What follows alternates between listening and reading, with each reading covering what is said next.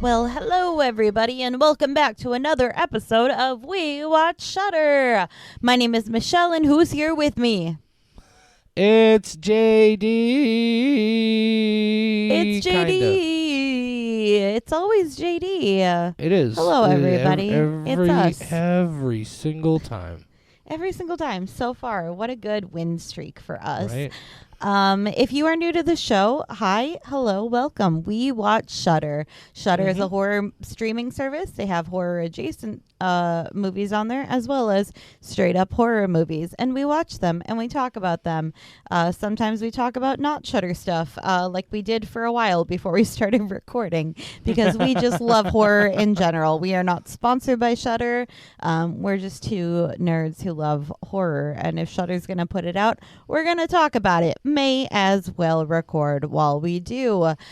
We do have a new movie to talk about that came out today. What are we watching, JD, or what did we watch? We watched Attachment, written and directed by Gabriel Beer Gislason, I believe is Danish, but I'm not 100% sure. The film is partially in Danish and partially in English. Maybe that's a silly assumption I'm making about the writer-director.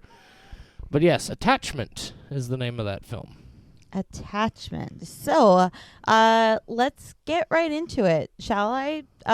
Usually our intro gets very wandering, and we talk about a lot of other things, but I think we can just go ahead and delve into this one.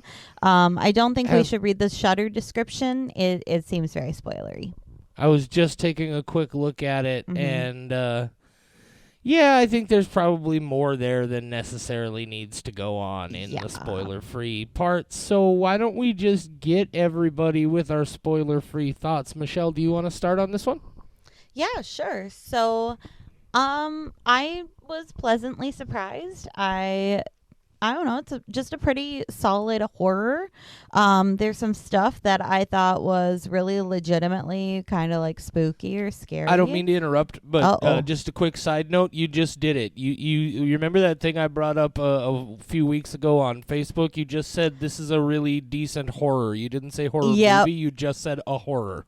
I have been very, very obsessed with listening to myself say it too. It's I a thing use that horror I've been as noticing, a noun. and it's not just you. It's not just you by any means. It's a thing I have been noticing so much. Oh, so this is how we get derailed, guys. I'm sorry, but come along with us. I have noticed so many headlines, and like when people are sharing like 25 scariest whatever, or just all those kind of clickbaity articles, people don't say horror movies anymore. They don't say sci-fi movies anymore. They just say 25 creepiest horrors to stream on Netflix, or what's the best sci-fi on Amazon Prime right now. Like, nobody adds the second word, and it's just a strange language thing I've noticed. I've actually noticed it because after you put that out, I started listening to podcasts and things and noticing. And I think part of it is the first time I heard it after seeing your status mentioning that was odd. It was on a podcast I was listening to, and they said something about what's your favorite horror. And it's because they weren't talking about movies. They were talking about books, video games. Your favorite what are the horror things thing in general. Yeah. And I think that's why. I think that's why for me, it has kind of become a thing that I'm doing because I do like horror video games a lot. I like horror podcasts. I like horror books. I used to read a lot of horror books. So for me, it's like it kind of evolved into when I talk about my favorite horror, I will throw like, oh, well, this video game is really cool to watch. Like, check out Dead Space. Like, I will put other things in there. And I started noticing a sort of more general and all-encompassing terminology for a multimedia generation. Yes, and now I've listened to a lot of other people, and it has been in a lot of contexts of people talking about various things. So I think it just became part of the regular terminology. I forget what they call that phenomenon, but the like once you notice something and you start to go looking for it, you're going to find it. You know, that sort of thing. Yeah, anyway, I find it very interesting. Now that we've completely alienated everybody who came here to find out how we felt about Attachment, do you want to go ahead and continue then with your spoiler-free thoughts? Sure. So this horror was a pretty good horror. I was surprised by it. I just like a decent story. I thought that it did get creepy and spooky at certain parts. I really enjoyed the acting of this. The pacing definitely fell flat a little bit for me, but overall, this was one that I was pleasantly surprised by. I am going to go for a 4 out of 5 skull rating. 4 out of 5 skulls for Michelle on Attachment. So coming over then to my spoiler-free thoughts on this film.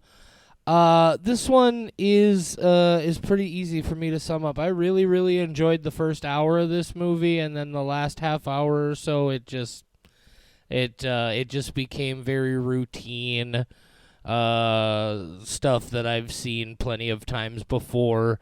It became that. So, well, I don't want to say too much about it, but it became a type of movie that we've talked about previously that doesn't work for me. In a slightly different flavor, but the same kind of thing overall. I've seen this before, and also the central conceit of, what's the thing that's going on here, what is this spooky element? That's a thing that's been actually done several times lately. It's become kind of like a trendy bad guy in horror movies in a certain way, and I just... I really enjoyed the performances here. I thought the two lead actors, Josephine Park and Ellie Kendrick, were fantastic. I thought the whole cast was really solid. I just thought it became very kind of by the numbers, ho-hum, average run-of-the-mill horror in the end. So for me, I can't go more than about 2.5 skulls on this guy. That is fair. Also, I would like to point out that you used horror as a noun. So you're doing it to yourself. Yeah, absolutely. It's happening. I'm absorbing it. It's an evolution of language. Yeah, my pointing it out wasn't so much of intended to be like a old man shakes fist at cloud. Oh, you kids, you're changing. It's just a fun weird thing that I've noticed. Yep. So you gave it a 4. Aware. I gave it a 2.5. That's 3.25 average. That is indeed 3.25 average. So we're going to go ahead and get into this a little bit deeper. If you don't want us to spoil this horror for you, then you should probably pause right about now. Yay. And now you'll unpause and you'll hear us again. Hello, welcome back. I hope you unpaused. I'm surprised to learn how many people do pause and come back. I've been talking to several lately who actually do go, wow, I'm kind of interested, and pause. To me, like, I would never do that. So it's funny to me. Here's what I want. Here's where I want to go with that for just a moment is why are all you folks talking to Michelle but not talking to me? Do I make you uncomfortable? Do you feel like I'm unapproachable? Do you feel like I don't know, is there something that I'm doing wrong that makes you prefer to interact with Michelle than with JD? My feelings are hurt, guys. Well, I did go to an open mic that you were not at, so... Well, I suppose it would help if I actually exposed myself to the world. That's not how I want to say that. I do not want to expose myself to the world. Anyway. Well, Michelle, let's talk about attachment in detail. So, do you want to go through then and give folks kind of a recap of what this movie is about and what goes on for those who didn't bother to go back and watch the movie? Kristen. Absolutely. Okay, so this one starts out as a woman in a library runs into a different woman in a library or potentially a bookstore, someplace with books. And there's immediately a spark between the two of them. And one of them is an elf. Out of context, you don't know what that means. But she reads books to children dressed as an elf. And the other one finds that kind of endearing. So dressed as a Christmas elf, we should be clear. It's kind of like a Santa Claus Christmas elf type of elf, not like yes, that's true, not Lord of the Rings kind of elf. True, very important distinction. So right. The elf's name is Maya, and the other girl's name is Leah. Leah is visiting Denmark so that she can just learn. She's in academic study there, and then she's going back to London. Well, these two like each other, and they both go back to London, and Leah lives with her mom in the same house, but they have separate areas, different flats there. Her mom, who, by the way, just so happens to originally be from Denmark, so she also has a little bit of a connection with Maya. Yes, very important. So, basically, things start going a little bit weird when Maya gets there. The mom is overly attached. She's very Jewish and believes in a lot of Jewish superstition, and it's starting to be kind of that area of, is this a normal thing to be suspicious of? Is this too far? Is the mom practicing witchcraft? Is she hurting her daughter? She's definitely very in her daughter's business to an extent that you normally would not want your mom in your business, especially when you're trying to get into your girlfriend's business and your mom busts in there to get into your business and you're like, no, my girlfriend's already in my business, Mom, get out. Let me finish my business. But it does wind up being kind of a Jewish exorcism movie. After all of that, you find out that the mom was just trying to protect her daughter, and they go to save the daughter by doing an exorcism. And long story short, the mom sacrifices herself to save the daughter. The part where it gets into the exorcism, it did not blow me away. I was kind of disappointed by the ending of this. I thought everything leading up to it was kind of suspenseful. I really like the way that that Leah portrays being possessed. I really like the jerking moments and the way that she looks physically different. She really looks like Loki to me, which I find very funny. She's definitely like a Tom Hiddleston kind of thing going on when she's possessed. But I thought the overall, getting to the point of it, part was very fun, trying to figure out what is up with this mom. I like a movie where there's just one person out of their element investigating supernatural stuff, and also it was very funny at points. It's very it starts out like their conversations between the two of them make them very likable characters. So while other things are going on, you're just kind of rooting for them as a couple. They talk to the mom's brother who owns a Jewish bookstore. He's very funny, where he's explaining what a dibbuk is, and she's like, "Oh, it's a ghost." No, it's not like a ghost. Oh, I dibbuk. love that scene. Yeah, so there's a lot of those moments, just very dry humor, and I enjoyed it. It wasn't perfect, but I just had a lot of fun watching this. I thought I was really brought into it, and the mother, Hannah, is very layered. I thought they did a good job of me trying to figure out, do I feel bad for her? Am I scared of her? What is going on? I thought she was a really, really good actress. I just overall thought it was really interesting. I liked it. Yeah, I don't entirely disagree with you. I just again, I feel like the way we approach movies, we tend to have similar analysis of the film, but where that analysis takes us in our ability to appreciate it is kind of different. I'm on the same page with you. I thought the lead up, like the first hour or so of this film, everything up to the point where Maya has the confrontation with Hannah, and Maya and Leah leave and go to Maya's dad's house in the woods. Everything up to that moment, I was engaged. I was really, first of all, I thought the relationship between Maya and Leah was fantastically portrayed. These are incredible performances by Josephine Park and Ellie Kendrick. That opening sequence I'm pretty sure it was a library, but that opening sequence where they bump into that is straight out of some Nora Ephron shit, and it plays so well. Their chemistry is perfect.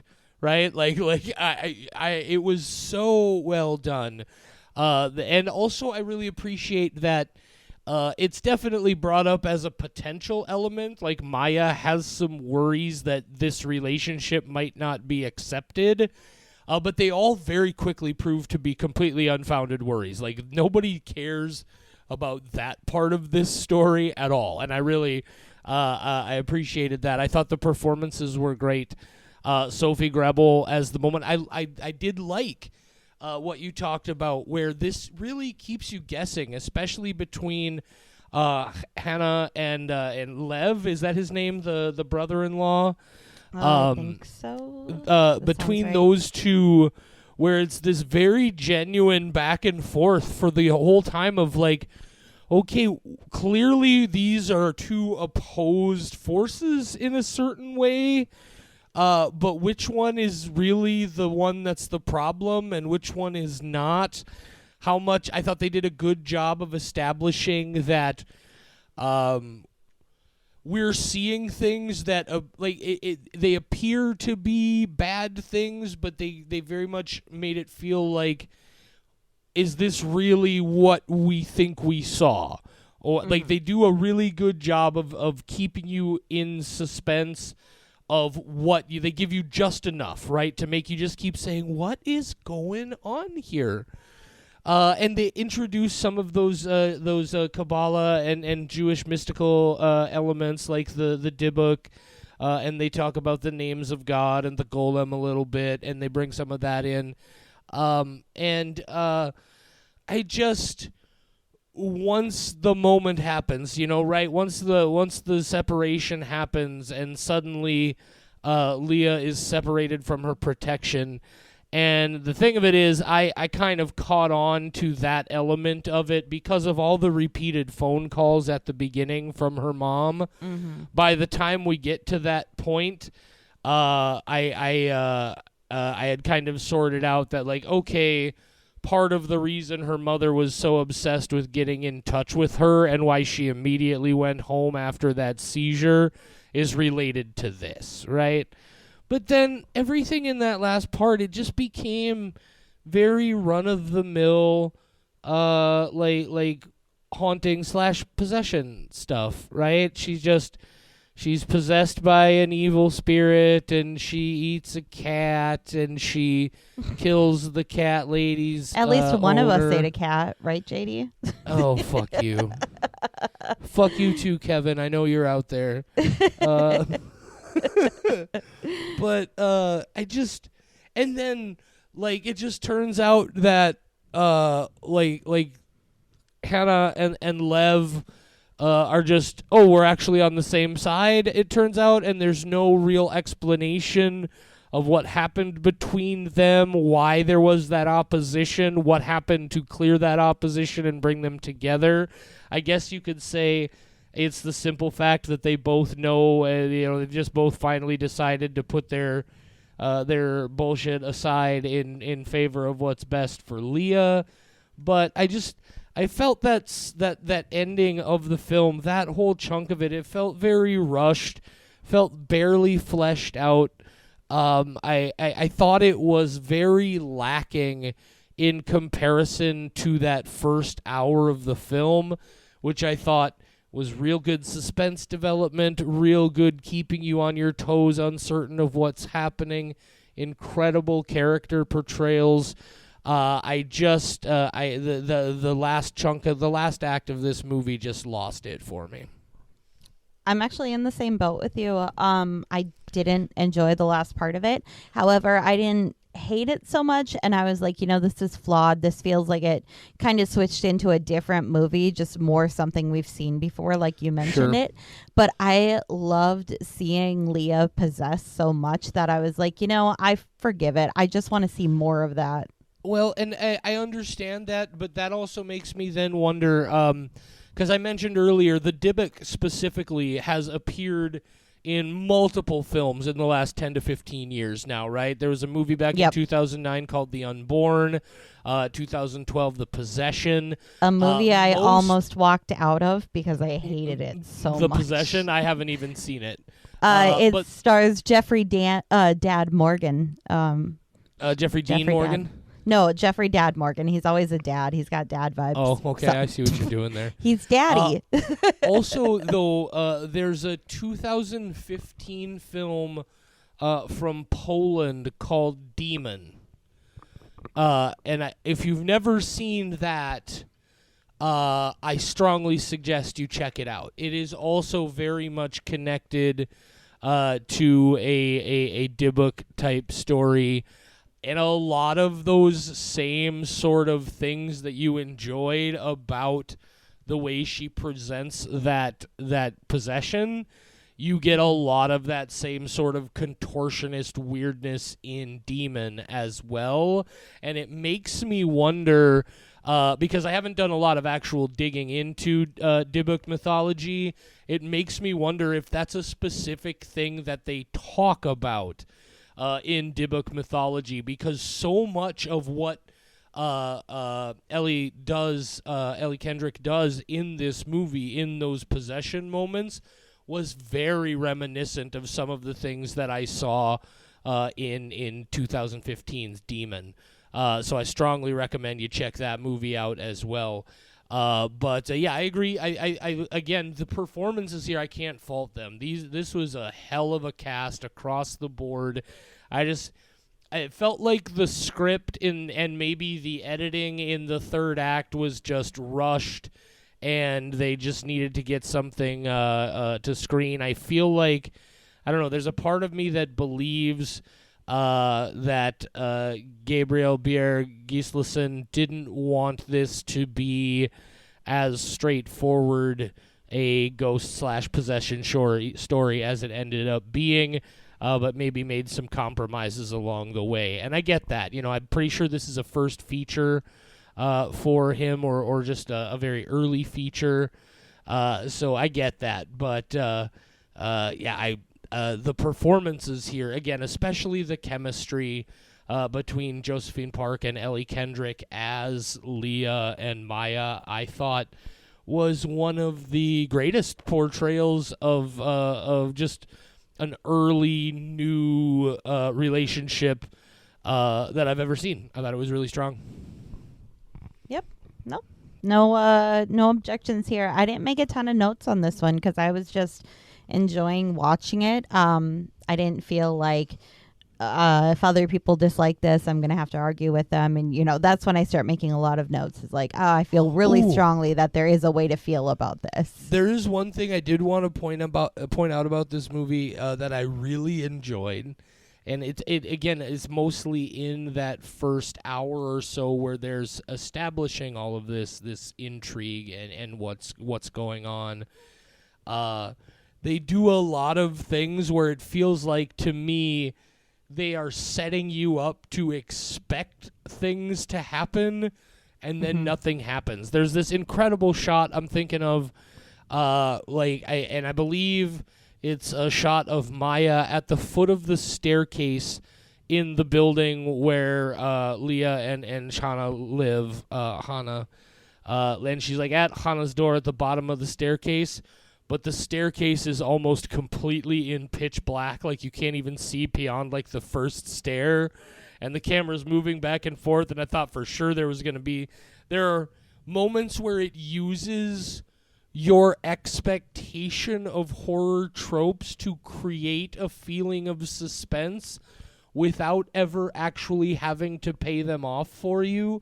And I'm not saying those are necessarily going to work as well for everybody, but they worked wonders for me. I was really impressed with that. And it happens frequently throughout that first hour of the movie. So many moments where I was getting kind of white-knuckled. I was like, something's going to be, pay attention. Something's going to happen here. And then they just sort of smooth right by you. I really appreciated that. Yep. Nope. I definitely noticed that too, where it's this, it's definitely setting it up for a jump scare that then never comes. So you don't have the relief of actually being scared and then like laughing it off. So instead you're just like, oh, well, okay. I guess I'm still just tense and I don't feel any better. Oh no, they're doing it again. And oh, nope, I don't feel better. I don't even know. This movie is definitely not full of jump scares. I don't know if there's really any. It's a lot more of that, where it feels like there's going to be something. One that happens very early on is when Leah and Maya are sleeping in bed together for the first time, and Leah gets out of bed and then is standing beside the bed. Oh, that's a beautiful sequence. Yeah. Yeah, because like, you expect there to be so much, but instead, no, it's fine. This is just a creepy thing. They kind of zoom in on Maya, and as they do, Leah gets cut out of the frame, and we see Leah she's just starting to have the first signs of that twitch, right? And then the shot just lingers on Maya in the frame for a while, and then she wakes up and turns, and the bed is empty beside her, and I'm just like, oh, wait, was this one of those sort of time jump things where we've moved forward 3 or 4 hours and Leah is gone now or something? And then like, oh, nope, she's right back there, but she's just kind of standing there, and it's weird.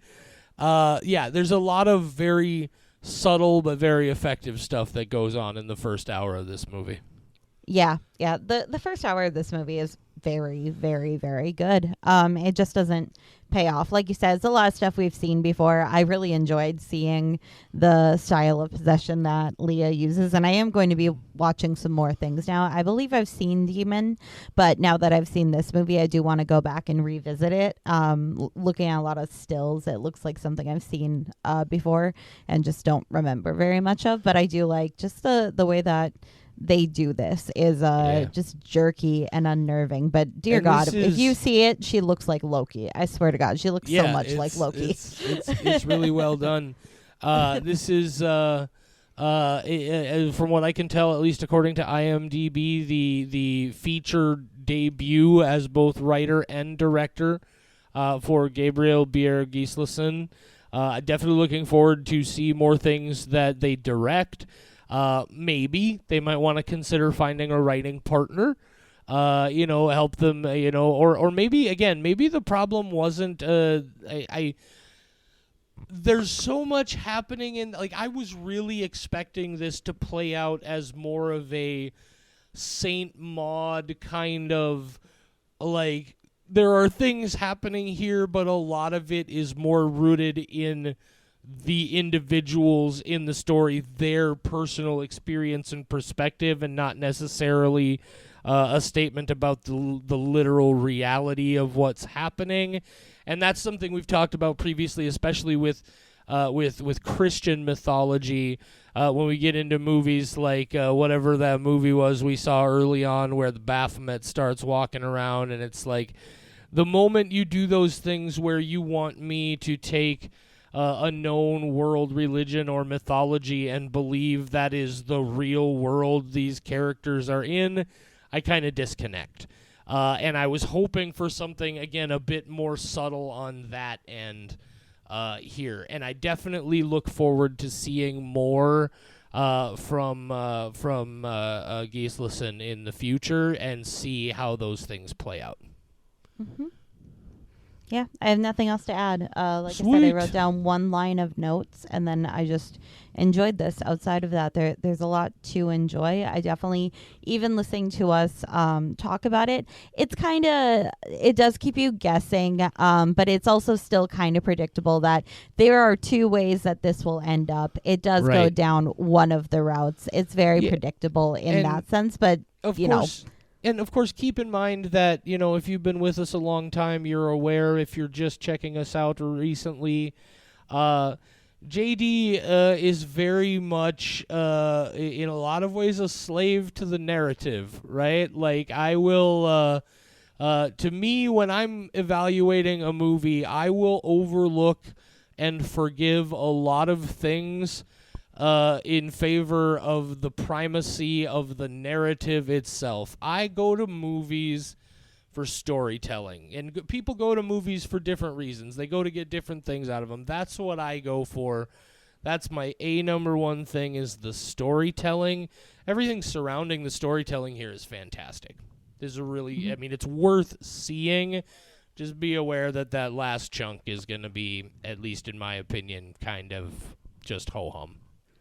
The thing that I will forgive a movie for, or that will keep me coming back to it, even if the rest isn't very good, is just showing me something I haven't seen before. I just like seeing new things, which is why I think I like this version of The Possession so well, because it's not how it's usually portrayed. It's very jerky. It's very, difficult to look at.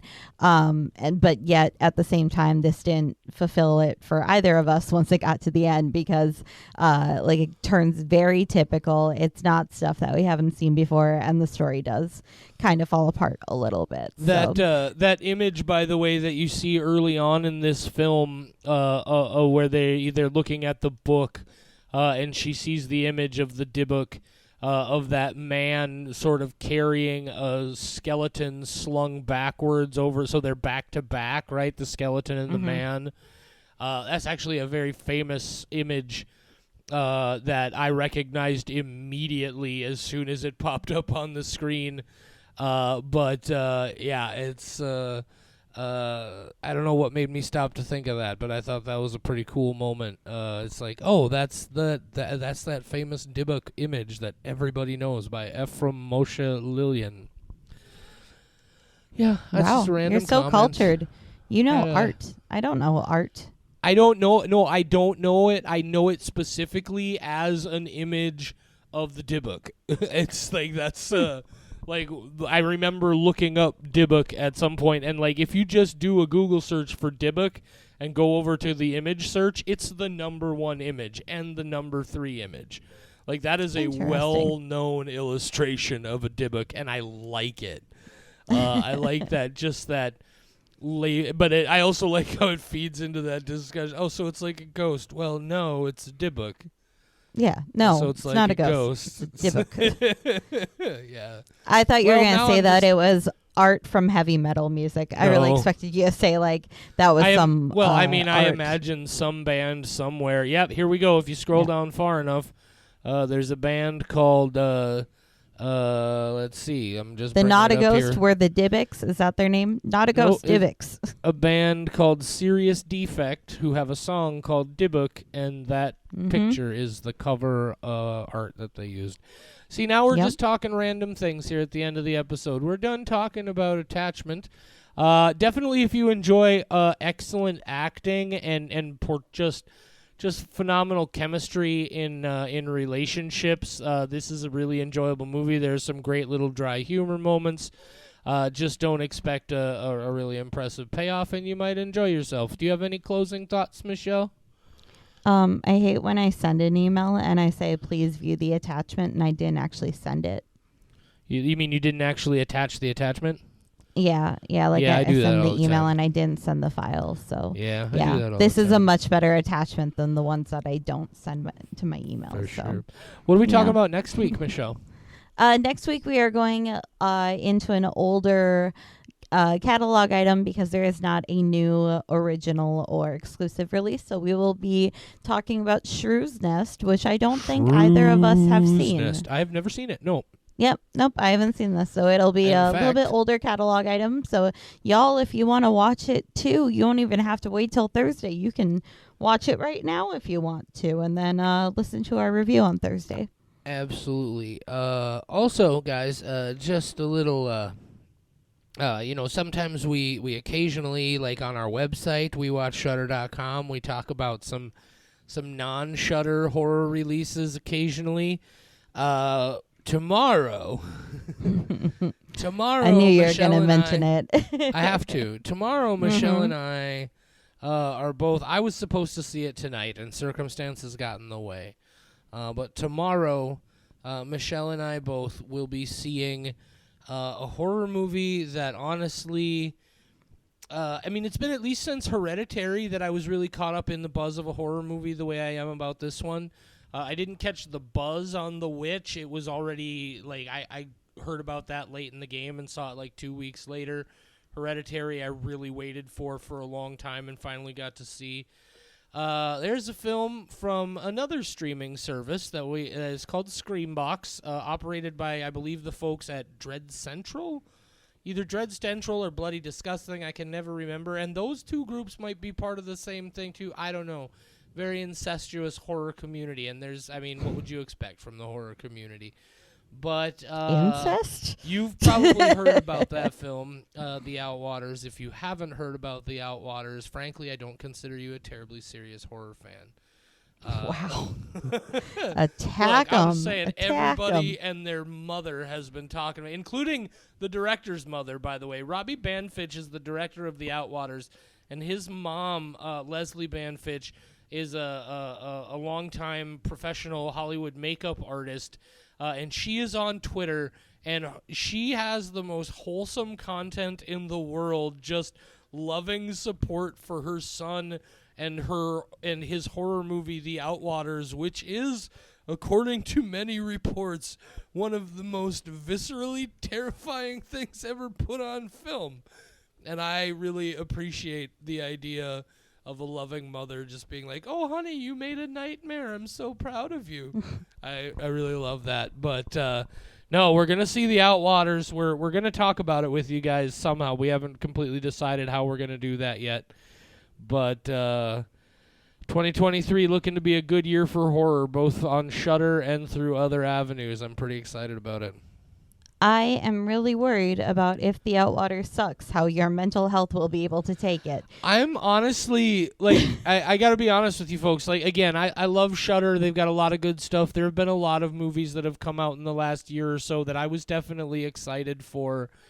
I have not been emotionally dependent on my enjoying of a film in a long time. I feel like if I go to see The Outwaters and I am disappointed, we may never do another podcast again. No. Which I'm kidding. But are you really? I will. I may need to take a vacation. We may need to do a best of.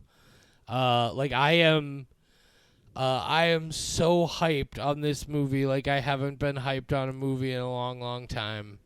And I'm also very hesitant because part of me is like, yeah, JD's finally going to see The Outwaters. So when I get Twitter notifications, it's not going to be 75% just JD being hyped about The Outwaters and people liking or responding to it, because that's all our Twitter is right now. If I get a notification, it's either The Outwaters or wrestling. It's really anything. I love you, Shudder, and we are always here to talk about your movies. But I'm sorry, I am. Yeah. I am singularly focused on The Outwaters right now. The way they have marketed this film is very, it's very in a lot of ways reminiscent of like old school, like original wave Blair Witch Project found footage kind of marketing. It's been very just sparse and weird. Their trailers are barely trailers. There's sort of random assemblages of footage. If you follow them on Twitter, I don't know if it's Banfitch himself or somebody else who's in charge of the official Twitter account for the movie, but they have done some real creepy internet things. Man, I'm into it, Michelle. I'm into it.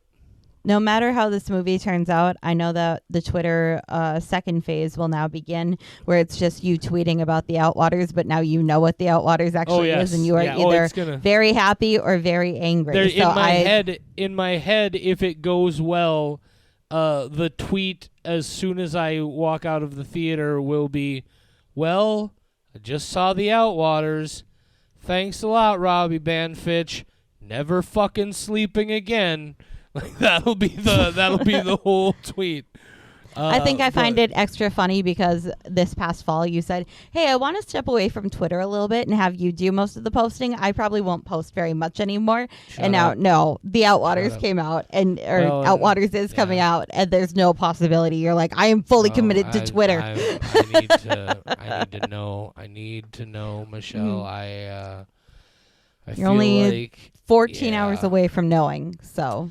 Yeah, I'm trying to go to an early afternoon matinee screening that as of right now has no tickets sold to it, because I feel like there are only two ways you should probably experience this movie, and that's in an absolutely packed house or by yourself.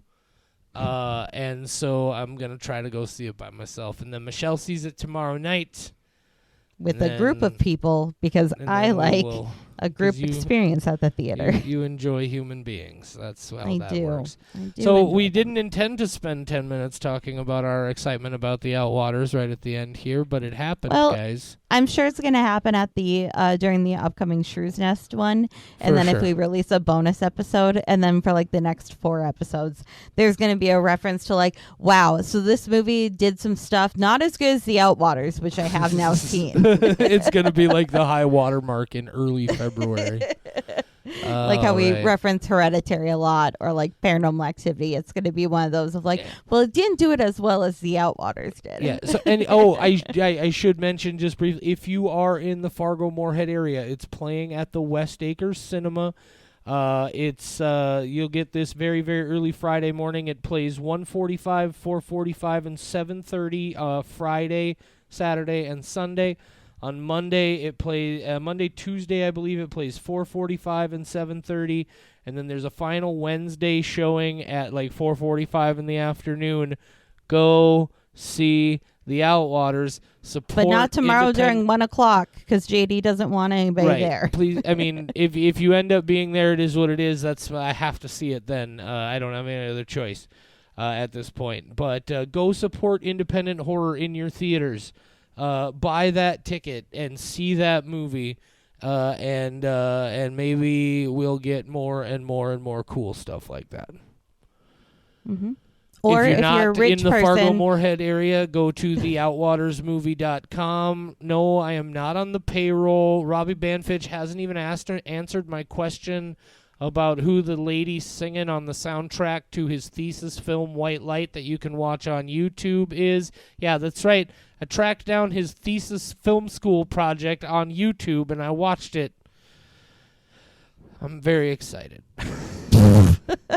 Anyway, guys, that's enough talk about the Outwaters on our attachment episode. I have attachment issues with the Outwaters, is what you're seeing right now. I could tell. I'm very, very worried if this movie is bad that you will go MIA for a while and just like living in the woods. I don't think it's the kind of thing that would make me like angry or up like on that level. I think I would just be very sad, just very disappointed for a long time. Like I would be like an Eeyore Gloomy Gus for a while.